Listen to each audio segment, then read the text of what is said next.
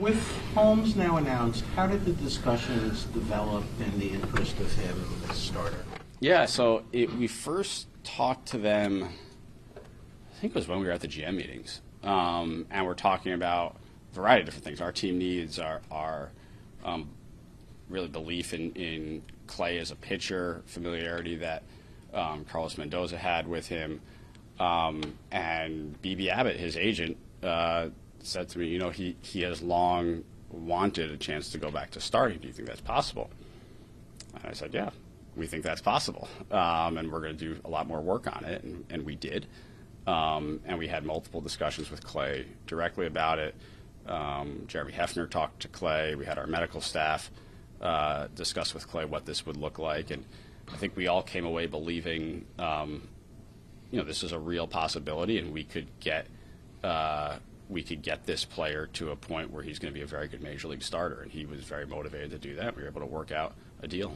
In your mind, is this an experiment with the fallback option of being a reliever for you, or is this you're signing Clay Holmes? He's in your rotation. He's in our rotation. Yeah, we believe he's a starter. If for some reason that doesn't work, we know he's an effective reliever. But he is coming here because he wants to start. We believe he's a starter, and he's going to get every opportunity to do that. What are the pieces of him that make you think he can do that? So first is I think the desire to do that. Sure. The arsenal should work against both sides of the plate. He has, we think, the variety of stuff to turn over a lineup multiple times, and you start adding all of those up, and that leads you to believe like this could be an effective major league starter. I think the usage is probably going to have to change a little bit. He may have to introduce some new stuff that we believe he can do, and if he's able to do that, I think we're going to have someone who's going to be a very solid contributor in our rotation. What's a reasonable expectation for innings after he's only pitched 60 to 70 the past few years? Yeah, so we talked about this a ton, and we don't have innings limits, and we talked about this last year with some of our younger pitchers. We don't believe in it. What we do believe in is constant monitoring, baselining, and regular check-ins with the pitcher. So we are not going into this with a set innings goal. We're going to make sure he stays strong and healthy. And if we begin to see signs that we need to take our foot off the accelerator a little bit, we will. But until that point, we're planning on him being a normal starter. Is two-seam, four-seam, and his sweeper slider enough, or does he need another off-speed pitch? I think he's going to work on a couple of different types of things. I mean, I think in the introduction of a changeup, which he's comfortable doing, could make some sense. But until we actually start seeing what this looks like, going through a lineup multiple times, it's probably going to be an evolving process. Joel was talking about Sasaki. You acknowledged seeing him in Japan, so yes. I thought I might ask. He said he described him as somewhat quiet, and he doesn't necessarily love people who are verbose. Does that give you the verbosity of New York City give you any pause?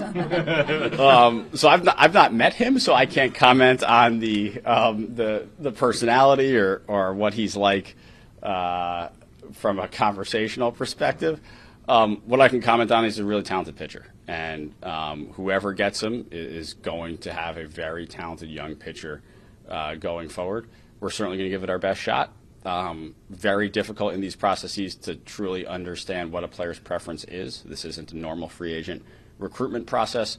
So we're going to submit our presentations and our materials just like everyone else, and we'll wait for his camp's feedback. You don't have a sense from Joel or anybody that he wouldn't want a big market because of what that comment says? We have not gotten that feedback yet. Given his timeline, do you almost have to just operate as if you assume you're not going to get him, and if you get him, it's a bonus? Yes. You plan to go out there Joel was saying next week, people are going to start going out there. Do you think we'll find out. I think that's an invitation-only process, and we don't know yet. Okay. Dave, how unique of an opportunity is that when you have somebody who's going to be coming here as an international free agent, but is subject to the bonus pools? Yeah, but also of a guy that is like a $300 million talent essentially, but for that price. I mean, does that make it more hotly contested, or how do you view that? Sure, I think all 30 clubs are going to do their best to demonstrate to the player through a PowerPoint presentation or video why their situation is the right one. And all 30 clubs are going to be doing it with a little bit of a blind spot in terms of fully understanding what is motivating the player, what the player is looking for. And so we'll do our best. But it's certainly an attractive opportunity, not only for us, but the other 29 clubs. He said a few teams put the presentations in the Dropbox or whatever already. You guys, did you get in? Did you submit? We have our presentation, and it is either in his hands or on the way.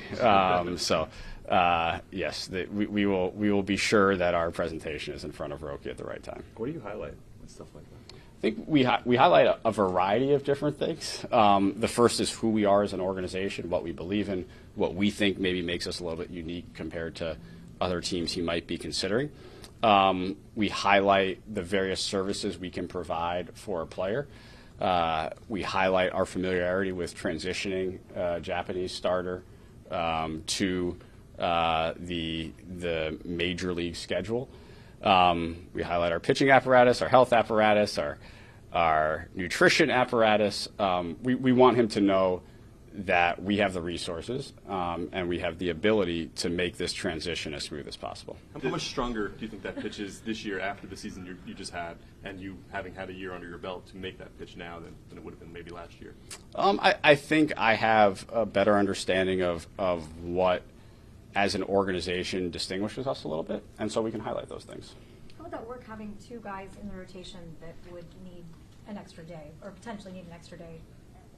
I think once you have one guy in the rotation who needs the extra day, adding the second isn't, especially when someone of this caliber, isn't a particular challenge. You're already more or less committing going to that 6-man rotation.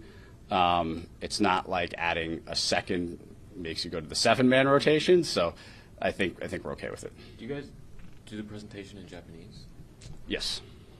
The grimace in the presentation. That is a great question. I don't believe that Grimace made. I can't believe I'm answering that question. I don't believe that Grimace made an appearance in the Roki Sasaki presentation. Thank you, Mike. It's a copyright issue. Yeah. If we don't get the player, we now know why. That's the yes.